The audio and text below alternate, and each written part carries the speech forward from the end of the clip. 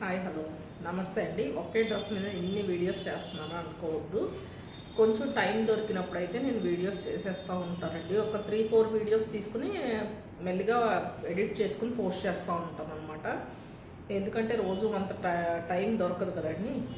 అలాగే ఈ వీడియో దేని గురించి అంటే, కొంతమంది కస్టమర్స్ స్టిచ్చింగ్ చేస్తానికి మనకి శారీలో వచ్చిన బ్లౌజ్ పీస్లు అయితే ఇస్తారు కదండి. యాక్చువల్గా అయితే 1 మీటర్ క్లాత్ 1 మీటర్ పైనే కావాల్సి వస్తుందండి వాళ్ళకి. వాళ్ళు నిజంగా వాళ్ళకి కట్ చేస్తాం తెలీదో లేదంటే బై మిస్టేక్ ఇస్తారో. ఒక 2 కస్టమర్స్ అయితే అలాగే చేశారండి. పర్టికులర్గా ఎవరి గురించి కాదు ఈ వీడియో, నాకు ఎదురైన సమస్యల గురించి లేదంటే నేను చూసిన వాటి గురించి అయితే చెప్తున్నాను. ఒక 2 కస్టమర్స్ అయితే బ్లౌజ్ ఇచ్చారండి. యాక్చువల్గా వాళ్ళు కొంచెం హెల్దీ పర్సన్స్, హైట్ ఉంటారు, పర్సనాలిటీ ఉంటారు, అది వేరే విషయం. వాళ్ళు శారీస్లో అది కట్ చేసుకునేటప్పుడు మీకు తెలియకపోతే ఎవరన్నా టైలర్స్ దగ్గర కన్నా తెచ్చి ఇవ్వాలి. లేదంటే ఎంత పడుతుందని మీరు రెగ్యులర్గా స్టిచ్చింగ్ చేయించే టైలర్స్ అయినా కానీ ఒకసారి ఫోన్ చేసి అడగాలండి. ఎందుకంటే చాలా ముక్కలు ఇచ్చి ఎలాగోలా స్టిచ్చింగ్ చేసేయమంటారు. ఒక్కొక్కసారి ఎలా స్టిచ్చింగ్ చేస్తారండి. లెంత్ తక్కువ అయితే ఊరుకుంటారా, లేదంటే టైట్ పట్టకుండా కుడితే ఊరుకుంటారా? బ్లౌజ్ అంటూ వేస్ట్ అయిపోద్ది కదండి. మళ్ళీ సపరేట్ మనం ఒక 1/2 మీటర్ 1/4 మీటర్ ముక్క తెచ్చి వేసి అడ్జస్ట్ చేసి కుట్టాలి. దానికి కరెక్ట్ మ్యాచింగ్ దొరుకుతాయో లేదో కూడా తెలియదు. మొన్న ఒక బ్లౌజ్కి అయితే అండి నిజంగా డార్క్ గ్రీన్ రెగ్యులర్గా దొరికే కలరే కదా అని నేను వేరే పీస్ అయితే వేసి స్టిచ్చింగ్ చేసి ఇస్తానని చెప్పానండి. ఓకే అన్నారు వాళ్ళు కూడా.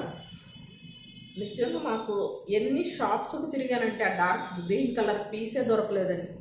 లాస్ట్ నా దగ్గర ఉన్న ముక్కల్ని అడ్జస్ట్ చేసి బ్లౌజ్ అయితే రెడీ చేసి ఇచ్చానండి. ఎంత హార్డ్గా కనిపిస్తుంది. వేసుకున్నప్పుడు మనకేం తెలియదులేండి, ఇలా పళ్ళు వచ్చేస్తుంది కాబట్టి మనకేం తెలియదు.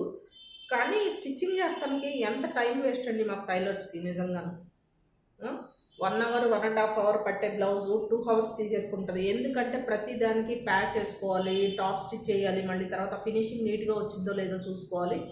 అలా స్టిచ్చింగ్ చేసి మేము కుట్టిస్తానికి ఎంత టైం వేస్ట్ అండి. దయచేసి ఎవరైనా కస్టమర్స్ నా దగ్గరే కాదండి ఎక్కడన్నా స్టిచ్చింగ్ చేయించుకోవాలనుకున్నప్పుడు మనకి ఎంత బ్లౌజ్ పడుతుందని, లేదంటే మీకు తెలియలేదు అనుకోండి, శారీతో పాటు వాళ్ళ దగ్గరికి తీసుకెళ్తే వాళ్ళకి ఎంత పీస్ కావాలో అంత కట్ చేసుకుని మీ శారీ మీకు ఇస్తారు కదా.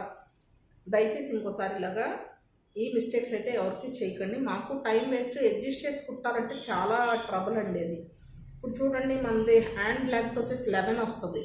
ఒక బ్లౌజ్కి అయితే ఓన్లీ 7 ఇంచెస్కి ఆవిడ కస్టమర్ ఒప్పుకున్నారు కాబట్టి వాళ్ళ మిస్టేక్ కాబట్టి ఓకే. అదే సాలకుండా కొంతమంది అయితే లేదండి మాకు అంతే లెంత్ రావాలని అంటారు. 75 సెంటీమీటర్లో 40 సైజ్ బ్లౌజ్ ఎలా అవుతుందండి? విత్ బ్లౌజ్ లెంత్ 17, తర్వాత హ్యాండ్స్ లెంత్ వచ్చేసి 12. ఇంపాసిబుల్ కదండి. దయచేసి ఈసారి ఎవరైనా శారీస్లో పీస్ తీసుకునేటప్పుడు మీ టైలర్ దగ్గరికి వెళ్ళి కట్ చేయించుకుని తీసుకోండి. వాళ్ళకి ఎంత కావాలో వాళ్ళు తీసుకుని మీకు శారీ ఇస్తారనమాట. ప్లీజ్ అర్థం చేసుకోండి. తప్పుగా అయితే ఎవరు అనుకోవద్దు. పర్టికులర్గా ఒక్కళ్ళ గురించి అనే కాదు, నేను స్టిచ్చింగ్ చేసిన మొదలెట్టిన కాడి నుంచి అయిన ఎక్స్పీరియన్స్ అనమాట నాకు.